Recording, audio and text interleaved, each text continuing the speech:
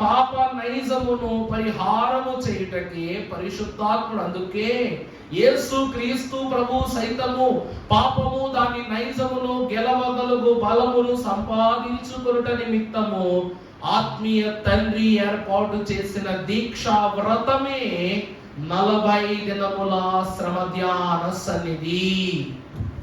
అందుకే పరమ భక్తుడైనటువంటి దేవదేవుడు యోబును బట్టి రాస్తున్నటువంటి మాట మనము చూస్తే, శ్రమలోపకారం శ్రమలేహారం శ్రమలాత్మకు శృంగారం. శ్రమలోపకారం శ్రమలేహారం శ్రమలాత్మకు శృంగారం. శ్రమల వలనే సకల స్వనీతి, శ్రమల వలనే సకల స్వనీతి సమసిపోవును గానా, సమసిపోవును గానా.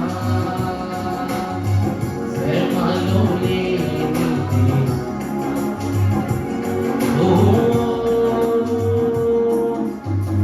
మానవుడు శ్రమను పొందగదైవా, మానవుడేటు